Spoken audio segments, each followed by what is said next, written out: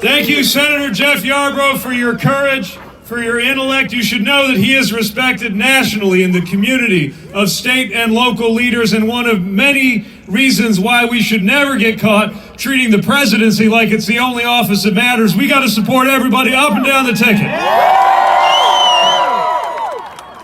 Thank you to Elizabeth and our phenomenal army of volunteers. I know I'm biased, but don't we have the nicest, best people involved in this campaign, organizing and volunteering to get the word out? And thanks so much to all of you for spending this sunny afternoon with us just a few days before the historic Super Tuesday vote that's going to set the course for the party, for the nomination, and for the country. Are you ready for Super Tuesday? Me too. Thank you so much for joining us for what is going to be an important conversation about where we're headed. If you are a supporter of this campaign, I thank you, and I need you to spread the word to everybody that you know as we go into that critical vote. And if you're still making up your mind, then I am here, eye to eye, to ask you for your vote and share the vision of this campaign.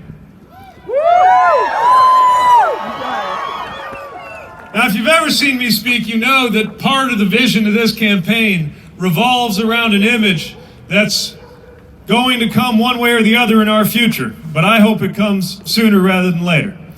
And that's what it's going to be like, and I'll invite you to form this image in your own mind. How it's going to feel the first time that the sun comes up over Tennessee and the rest of our country, and Donald Trump is no longer the president of the United States.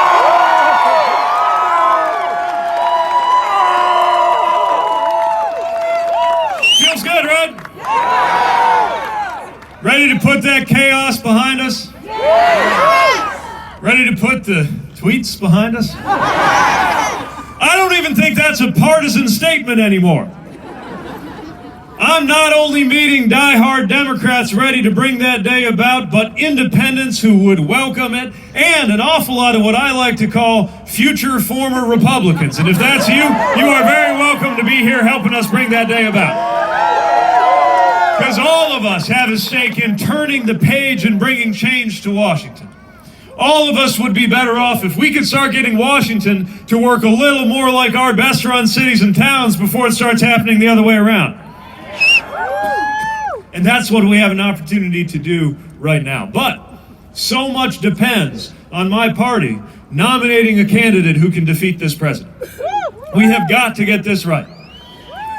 Now, I respect every one of my competitors. I respect the current frontrunner, Senator Sanders, and the ideals that he talks about are ideals many of us share. But I also believe the best way to build the majority that will defeat Donald Trump is to call people in, not call people names online. That we should define ourselves by what we are for, not just by what we are against. And that building the future is about building a politics that defines itself by belonging, not by who we reject or who we exclude, but who we can bring to be at our side and build that American majority to bring the changes we need. Now think about what it'll be like the day of that sunrise. I'll confess, the real reason I'm asking you to picture that is not only that it's a day to look forward to, it's a reminder that that day our work begins. Think about what's going to be waiting for the next president on that day. Threats the likes of which we hadn't even thought about just a few years ago. Epidemics, cybersecurity challenges, and right here at home, an economy being transformed by everything from technology companies to gig work. We're going to have a lot of work to do, and that will require a country and a president ready to look to the future. And that's also how we're going to win. That and making sure we have a nominee ready to go toe-to-toe with this president. Don't you think a president who likes to talk about caring for the forgotten people of America ought to be held to account by somebody on that debate stage with him who's not a millionaire, who lives and works in an industrial city in the middle of the country and can talk about the difference between cutting taxes for giant corporations and building an economy that actually works for all of us? Don't you think a president who likes to cloak himself in religion, I mean, this president, right? maybe ought to be challenged by somebody not afraid to remind fellow believers that God does not belong to a political party in the United States of America. And yes, we can uphold that principle and speak to fellow believers openly, while also insisting that this remain a country that belongs to people of every religion and of no religion equally, because the Constitution says so.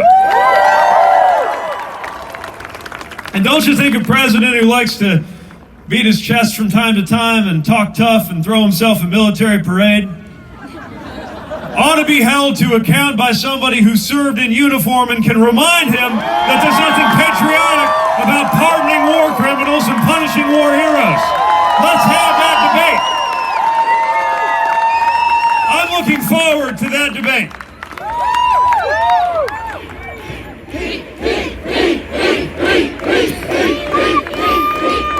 But the really good news is that American majority that agrees not just on the change that's got to happen, but what we've got to do next.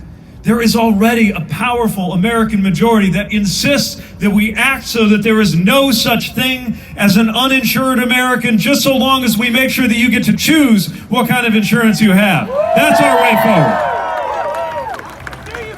There's already an American majority insisting that an economy measured only by how Wall Street is doing is not an economy that works for us. That a real economy is one where we raise wages, empower workers, and see to it that one job is enough, whether you got a college degree or not in this country.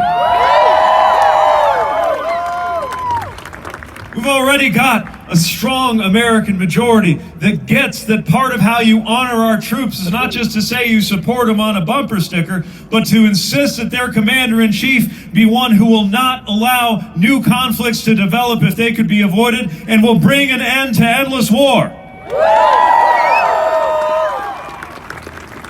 We've already got an American majority that understands that immigration is part of the lifeblood of this country, and a pathway to citizenship is the only path forward when it comes to immigration reform. We already know that we must act in our time to see to it that in this country, in the future, your race has no bearing on your health or on your wealth or on your access to excellent education, or on your experience with law enforcement. We've got to act to make that a reality. And there is already a powerful American majority that supports our next generation and those who educate them, and knows that the next Secretary of Education needs to be somebody who actually believes in public education and supports our teachers.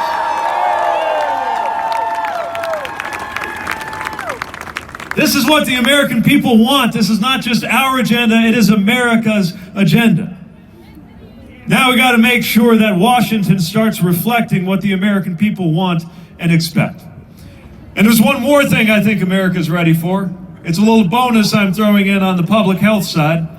It's the idea of a president you could look at on television and maybe feel your blood pressure go down a little bit instead of up through the roof. Wouldn't that be nice?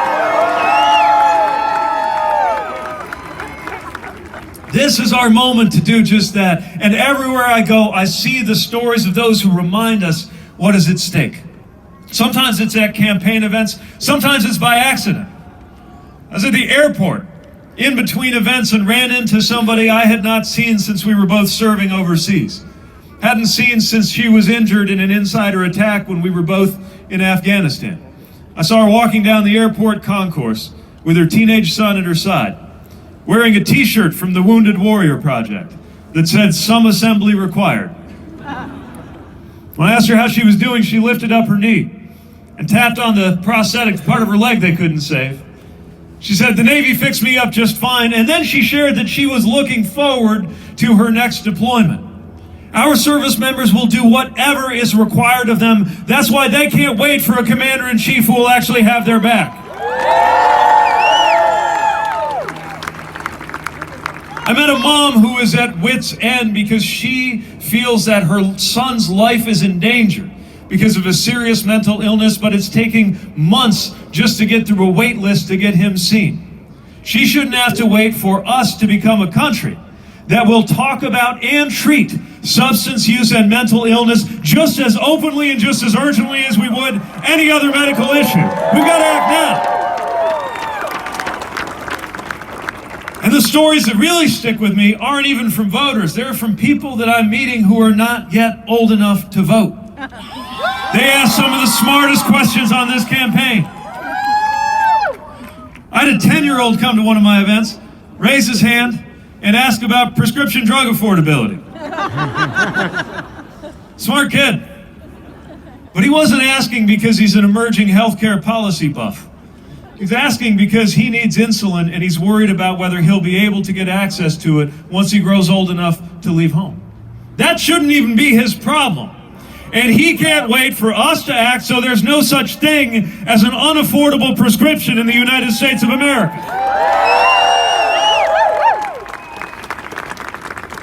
Had a 13-year-old come to one of my events and let me know that she asked for Christmas for a bulletproof backpack, because she's that worried about what will happen when she goes to school the next day. That shouldn't be her problem.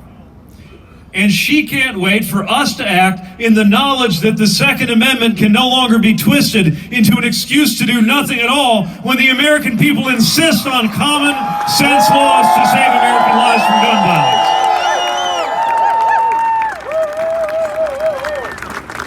When I had a 10-year-old come to another one of my events dressed in a white shirt and a blue tie and rolled up sleeves, I think he was doing me paying me a compliment. He told me he'd been elected the mayor of his school.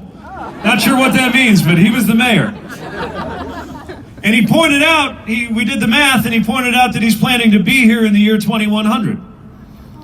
He kind of gently let me know that he's expecting to be here then. And he said he's going to be looking back on the decisions we're making right now in 2020 that will decide whether or not the climate that he grows up in is one that he and his kids and future grandkids can live in and thrive in. They can't wait for us to act to lead the world in doing something about climate change before it is too late. The time is now, and we've got to do this. These are the stakes. This is what has to happen, and it can't wait 10 years. It can't wait 4 years. This is our shot, our only shot. And this is what the presidency is for.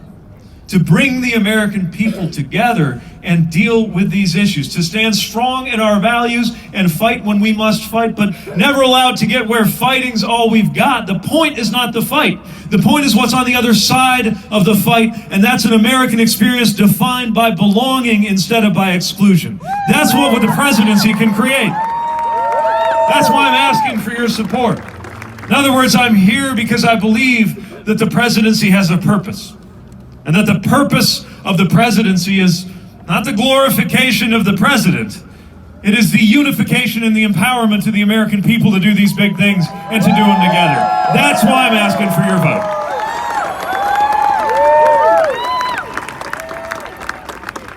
Now, I believe in conversation, in dialogue, not just monologue. This has become a little more challenging as our numbers have grown from the coffee shops where we started a year ago. But even when you're with a few thousand of your new closest friends, I think we can still have a form of a conversation. So we gathered up questions as you were waiting to come in. We've put them on note cards in our famous fishbowl. And to moderate our conversation,